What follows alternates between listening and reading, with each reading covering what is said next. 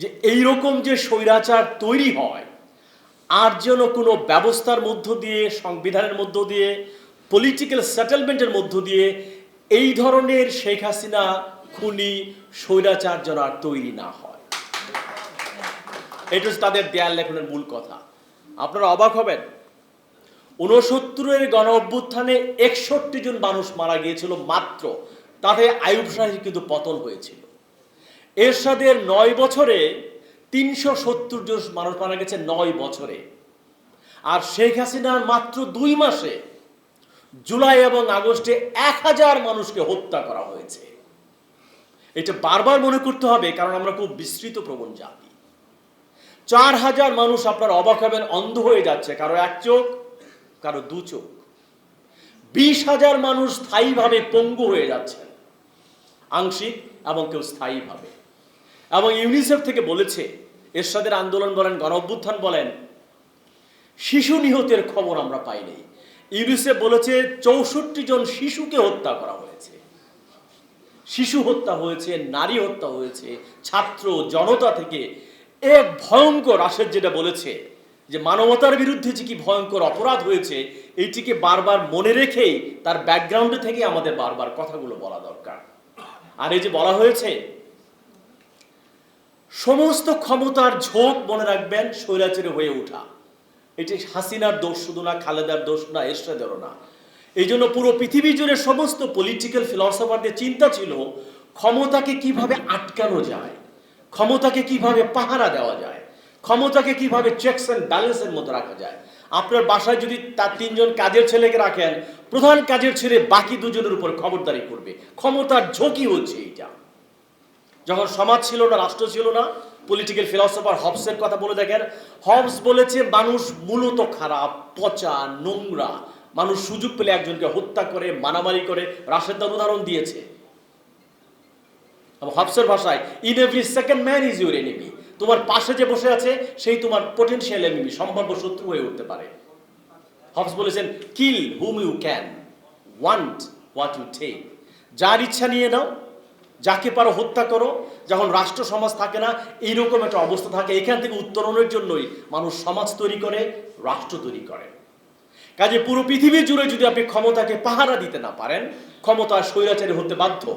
আমাদের সংবিধান এবং রাজনৈতিক ব্যবস্থা দেখবেন, যিনি প্রধানমন্ত্রী তিনিই সংসদের নেতা, তিনি তার পার্টির প্রধান, তিনি হচ্ছে আবার সংসদীয় দলের নেতা। এই যে সীমাহীন ক্ষমতা আপনি একজন মানুষকে তুলে দেন, একে যাকেই দেন না কেন সেই স্বৈরাচারী হয়ে যেতে বাধ্য। তাহলে কিভাবে করে? পুরো পৃথিবী জুড়েই চোখে চোখে রাখে। ইউনিভার্সিটি গবেষণা প্রতিষ্ঠানকে, গবেষণা প্রতিষ্ঠান পার্লামেন্টকে, পার্লামেন্ট জুডিশিয়ারকে, প্রত্যেককে চোখে চোখে রাখার মধ্যে দিয়ে এক ধরনের চেক অ্যান্ড ব্যালেন্স তৈরি হয়। এবং রাষ্ট্রবিজ্ঞানে বলা হয় 2 ধরনের অ্যাকাউন্টেবিলিটি, ভেরি ইম্পর্টেন্ট। একটা হচ্ছে হরাইজন্টাল অ্যাকাউন্টেবিলিটি, মানে সরকার তার কাজ ঠিক মতো করছে কিনা সেই জন্য হচ্ছে পার্লামেন্টের কাছে তাকে জবাবদিহি করতে হবে, পার্লামেন্ট স্ট্যান্ডিং কমিটির কাছ থেকে জবাবদিহি করতে হবে। কিন্তু আমরা দেখেছি পার্লামেন্টে একটা প্রহসনে পরিণত হয়েছে। আরেকটা হচ্ছে যে জুডিশিয়ারির কাছ থেকে জবাবদিহি করতে হয়, হরাইজন্টাল অ্যাকাউন্টেবিলিটির দ্বিতীয় ধাপ, যে সরকারের কাজগুলো সাংবিধানিকভাবে হচ্ছে কিনা সেটা হচ্ছে যারা হচ্ছে জুডিশিয়ারিতে থাকেন তারা দেখবেন।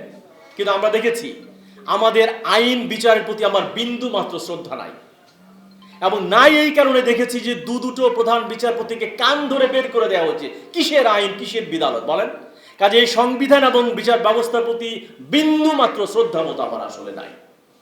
কাজে এইটা নতুন করে নির্মাণ করতে হবে এবং রক্ত দিয়ে আমাদের ছেলেমেয়েরা দিয়েছে, তার উপরে দাঁড়িয়েই একটা নতুন রাজনৈতিক বন্দোবস্ত আমরা চাই।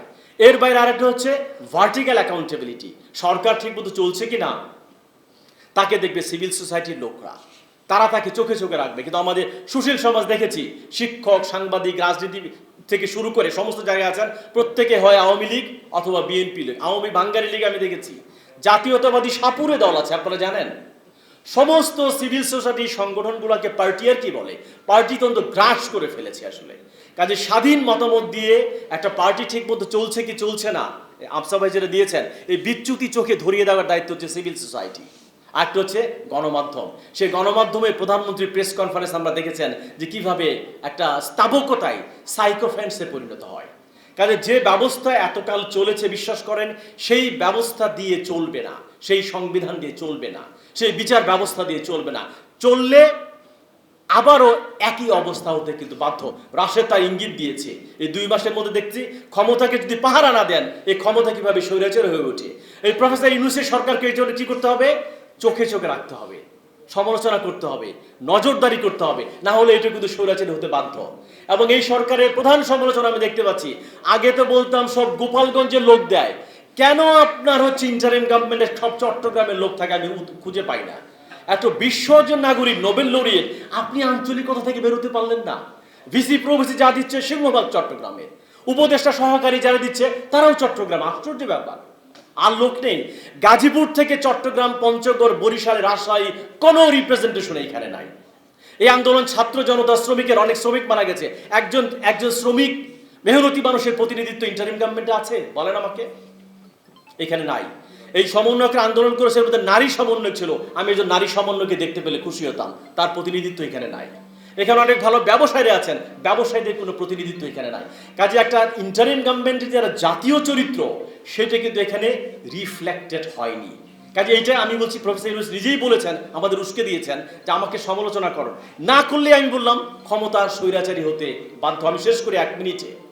2জন আমেরিকান প্রফেসর বই লিখেছেন, হোয়াই নেশনস ফেল, কেন একটি জাতি এবং রাষ্ট্র ব্যর্থ হয়। 300 পৃষ্ঠার বই। শেষ চ্যাপ্টারে অনেক পৃথিবীর অনেক দেশের ইতিহাস বর্তমান ঘেটে অনেক দেশের কেস স্টাডি যারা ব্যর্থ হয়েছে দেখিয়েছেন, সেই সব জাতি রাষ্ট্র ব্যর্থ হয় যারা একটি বিষয় তৈরি করতে পারে না। 3বার বলেছে ওই চ্যাপ্টারের নাম, ইনস্টিটিউশনস, ইনস্টিটিউশনস অ্যান্ড ইনস্টিটিউশনস। যে রাষ্ট্র তার প্রতিষ্ঠান নির্মাণ করতে পারে না, সেই রাষ্ট্র ব্যর্থ হতে বাধ্য। এখন আমরা নিজেরাই বলি, আমরা কি কোনো প্রতিষ্ঠান নির্মাণ করতে পেরেছি? আমাদের মানবাধিকার কমিশন, তথ্য কমিশন, নির্বাচন কমিশন, আমাদের পার্লামেন্ট, বিচার ব্যবস্থা, বিশ্ববিদ্যালয়, এক একটা প্রতিষ্ঠান, প্রত্যেকটা প্রতিষ্ঠান ফেল করে গেছে এবং এগুলো সব ভিতের উপর দেখতে পাচ্ছেন ভেঙে পড়ছে। কাজেই যদি আমরা আগামীর বাংলাদেশে এগোতে চাই, তাকাতে চাই, তাহলে আমাদেরকে নতুন রাজনৈতিক বন্দোবস্ত আনতে হবে এবং সংবিধানের মধ্যে এই চেকস অ্যান্ড ব্যালেন্স আনতে হবে যে ব্যক্তি যাই হোক না কেন, XYZ, তোমাকে জবাবদিহি করতে হবে। একটা অ্যাকাউন্টেবিলিটি স্ট্রাকচার যদি তৈরি করতে না পারি, তাহলে আবারও একটা স্বৈরাচারী কাঠামো হবে, আবারও আমাদের ছেলেমেয়েরা আন্দোলন করবে এবং তারা জীবন দিবে। 71-এ বেহাত হয়েছে আমাদের বিপ্লব, 90-এ বেহাত হয়েছে। আমি খুব আশঙ্কায় আছি, ফরহাদ ভাই নিশ্চয়ই জবাব দিবেন, এই 2024-এও বেহাত হলো বলে। এলো মুক্ত চিন্তার স্বাধীন দৈনিক খবরের কাগজ। এখন খবর হবে নিখাত, নির্ভীক, নিরপেক্ষ।